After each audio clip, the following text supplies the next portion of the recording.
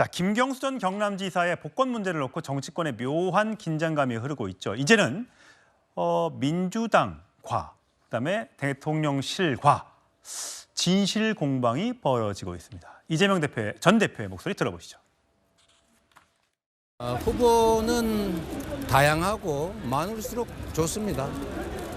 그리고 김경수 전 지사 문제는 저희가 직간접적인 여러 루트를 통해서 지속적으로 복권을 요청드렸던 바가 있습니다. 복권 요청하시는 거 말씀해 주셨는데 그게 이제 저번 영수회담에서도 좀 언급이 된 부분이지? 영수회담 때는 아니고 뭐 밝히기가 조금 부적절한데 하여튼 여러 가지 루트로 제가 요청을 드렸습니다.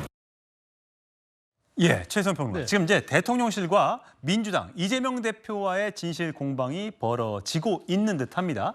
여러 경로를 통해서 김경수의 복권을 요청을 했다. 네. 그래도 대통령실은 이미 사면할 때 복권까지 염두에 뒀는데 당시에 총선이 앞두고 있어서 복권 결정을 안 했던 거지 무슨 민주당과 이걸 왜 상의하냐라고 주장을 하고 맞서고 있습니다. 네. 이게 누구 말이 맞는 겁니까? 그러니까 저도 이게 지금 이례적인 게 이게 그 초반에는 이 사면 논란이 이제 한동훈 대표가 반대했다고 뉴스가 되더니 이제 예. 갑자기 이재명 대표가 이제 개입했던 이건 이제 말하자면 내가 건의했던 것처럼 하는데 여권은 거부하고 있고 그러니까 예. 확인이 안 되고 아니라고 얘기하고 있으니 이거야말로 진짜 이거 정말 뭐 오리무중에 빠질 수 있는 사안인데 예. 저는 이렇게 봐요. 그 이제 대통령 영수회담 당시에 이제 이재명 대통령과 이재명 대표가 이제 서로 휴대폰 번호를 알고 있다 하지 않았습니까? 예. 그러니까 뭐 다양한 경로라고 해서 저는 뭐 직접 소통을 뭐 문자로 할 수도 있든 뭐든 여러 가지 경로가 있겠습니다만은 그러나 분명해 보이는 거는 이른바 법무부와 사면의 공식 라인에는 이게 전달이 안 된 것 같아요. 그렇지 않고 어떤 형태로든 대통령과 직접 뭐 문자를 주고받거나 아니면 우회로를 통해서 갔거나 여하튼 교감이 있었다고 이재명 대표 측은 후보 측은 주장하는데 저는 이 부분에서 여권의 지금 입장이 아니라고 지금 단칼에 선을 그은 걸로 봐서는 전 제가 보기에 이 문제는 나중에 시간이 흐르면 만일 거짓말 공방으로 가면은 예. 여당이 이제 부담이 될 텐데 예. 이걸 단칼에 이렇게 자른 것을 보면은 이재명 대표가 조금 이것을 입증해 줘야 할 책임이 있지 않을까. 지금 여러 가지 경로를 했고 내가 좀 부적절하다고 하는데 더 논란이 커진다면은 이거는 이재명 후보에게도 부담되기 때문에 차라리 깔끔하게 밝힌 것도 방법이라고 봅니다. 예.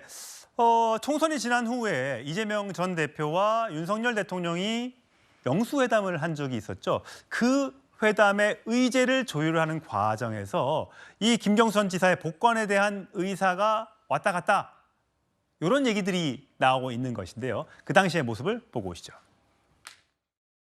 대통령님 오랜만입니다. 아이고 감사합니다. 네. 잘 계셨어요? 그러면요. 선거 운동하느라고 아주 고생이 많으셨을 텐데 네. 다 이제 건강 좀 회복하셨습니까? 아직은 많이 필요합니다. 고맙습니다. 제가 대통령님한테 드릴 말씀 말해가지고 써가지고 왔습니다. 그러시죠. 이렇게 귀한 자리 만들어주셔서 진심으로 감사드립니다. 저희가 오다 보니까 한 20분 정도 걸리는데 그 실제 여기 오는데 한 700일 걸렸다고. 예. 또 한 번의 영수회담이 곧 있을지 없을지 아직은 장담하기 어려운데 자, 성치훈 부의장. 이재명 전 대표 측 관계자가 이렇게 얘기했습니다. 영수회담 전에 대통령실을 대변하는 여권 측의 관계자가 이 전 대표에게 용산에서 경쟁자를 제안해 줄 수도 있다라고 제안을 했다는 겁니다.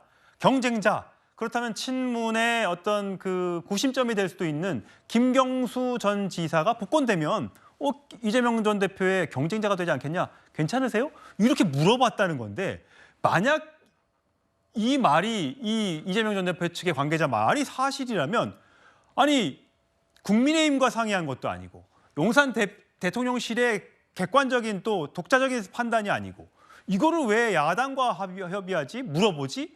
라는 얘기가 나와서 지난번에 왜 양정철 비서실장, 박영선 총리설이 나왔을 때 그때 한번 국민의힘에서 엄청 크게 반발이 있었잖아요.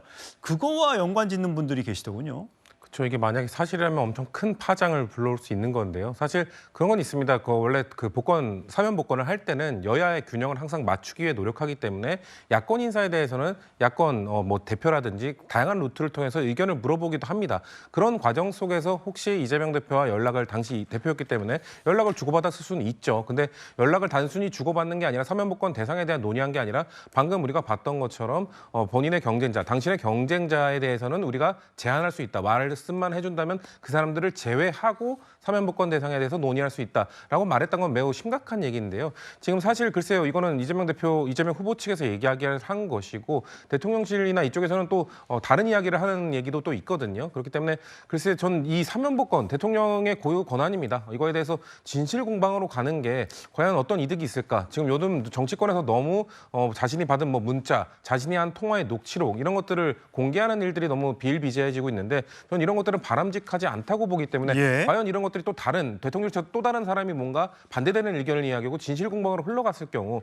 그런 거에 대한 또 문자나 녹취록을 공개해야 됩니까? 참 이런 정치적 논쟁이 자꾸 뭔가 진실을 밝혀야 된다. 뭐 서로 너가 가진 그 증거 자료를 내봐라 이런 식으로 흘러가는 건 좀 부적절하다고 생각하고 예. 내 개인적인 생각입니다만 이재명 대표가 저 정도로 얘기했으면 대통령실 관계자에서도 그냥 의견 수렴 정도만 했다는 정도로 그냥 논쟁을 끝내는 것이 좋지 않을까. 이게 더 커진다고 해서 양쪽 모두에 그렇게 과연 바람직한 현상일까? 저는 그렇게 보지는 않습니다. 예. 한동훈 대표는 공식적으로 여러 차례 이런 어떤 국민의힘 게시판에 올라왔던 이런 등등의 김경수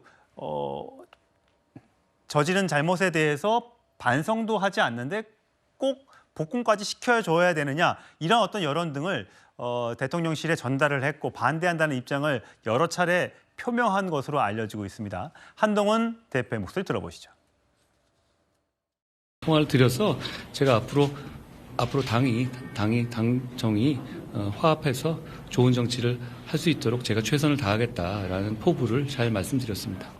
일부러 뭔가 각을 세울 만한 상황이 아니죠. 그리고 저희 집권당이잖아요. 집권당은 이 당정이 시너지를 낼 수 있어서 강한 겁니다. 그게 강점이죠. 저는 당정이 국민을 위해서 좋은 정치의 시너지를 내는 데 집중하겠습니다.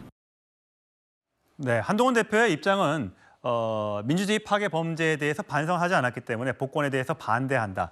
대통령실은 고유 권한이지만 아직 어떤 것도 결정된 바 없다는 입장을 밝혔습니다. 사실 친윤계의 의원이라고 하는 권성동 의원은 이거 대통령 고유 권한인데 당대표가 뭐라 할 건 아니지 않느냐라는 반응을 보였고 안철수 국민의힘 의원은 한동훈 대표의 얘기에 힘을 실어주면서 나도 김경수 복권에 반대한다 이런 입장을 밝혀서 이 국민의힘과 또 대통령실에 또 하나의 내관이 되지 않을까 이런 걱정을 하는 분들 목소리도 나오고 있습니다. 자, 앞으로 내일 또 이 내용이 어떻게 흘러가게 될지 계속해서 주목해 보도록 하시죠.